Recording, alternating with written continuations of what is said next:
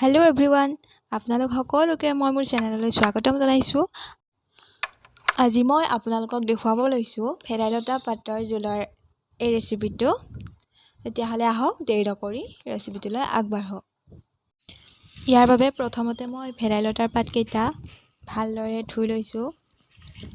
তাৰপিছত এইখিনি খুন্দিবৰ বাবে সৰু সৰুকৈ কুটি লৈছোঁ। এতিয়া এইখিনি মিক্সিত খুন্দি ল'লোঁ। বহুত বেছি মিহি কৰা নাই,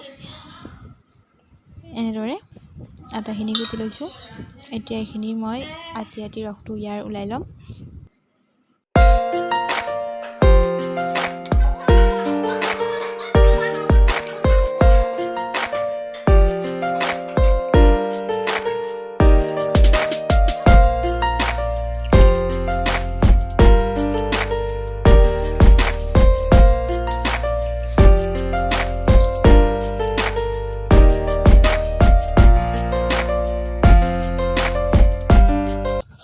এতিয়া এইখিনি ৰসখিনি উলিয়াই লোৱা হৈ গ'ল আৰু বাকী ৰোৱা এইখিনি পিঠা বনাবৰ বাবে থৈ দিলোঁ।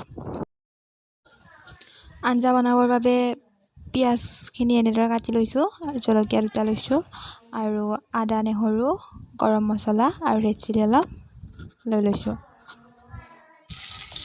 এতিয়া মই তেল অলপ দি পিঁয়াজখিনি ভাজি লৈছোঁ। তাৰপিছত পিঁয়াজখিনি অলপ ভজা হোৱাৰ পিছত ইয়াতে হালধি সৰু চামুচেৰে 2 চামুচ দি লৈছোঁ। তাৰপিছত এইখিনি অলপ ভাজি ইয়াতে পিচি থোৱা নহৰু আৰু আদাখিনি দি দিম।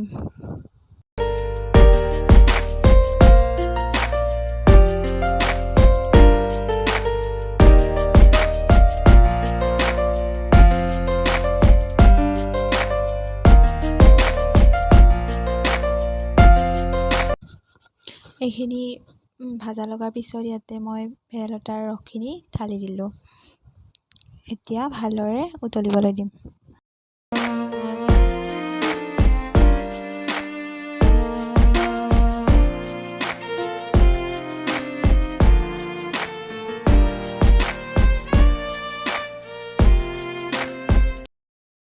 ভালদৰে উতল অহাৰ পিছত ইয়াতে ৰেড চিলি আৰু গৰম মছলাখিনি দি দিছোঁ।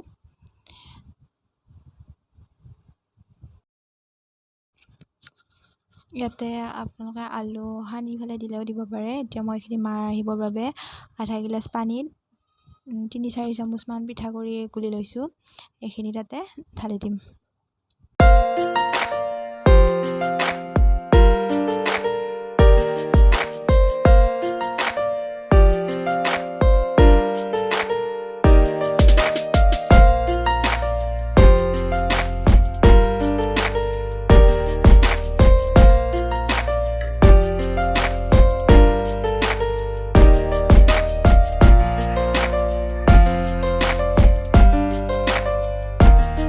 ইয়াতে আপোনালোকে নিমখটো নিজৰ পৰিমাণটো চাই দি ল'ব।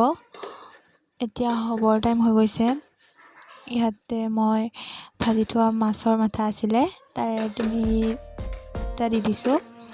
মাছটো আচলতে অপশ্যনেল হয়, আপোনালোকে যদি ইচ্ছা কৰে দিব পাৰে। মাছটো দিলে বেছি ভাল লাগে, দিলেও একো নাই। এতিয়া মাছখিনি দি কিছু সময় উতলিবলৈ দি দিম।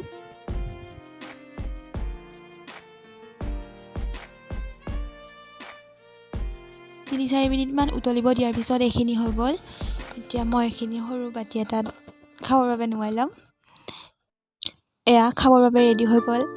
আৰু আপোনালোকে যদি এতিয়ালৈ এনেদৰে খোৱা নাই তেতিয়াহ'লে এবাৰ নিশ্চয় খাই চাব আৰু ভিডিঅ'টো চাই কেনে পালে জনাব। যদি ভাল পালে লাইক, কমেণ্ট, শ্বেয়াৰ আৰু ছাবস্ক্ৰাইব কৰিবলৈ নাপাহৰিব। ধন্যবাদ।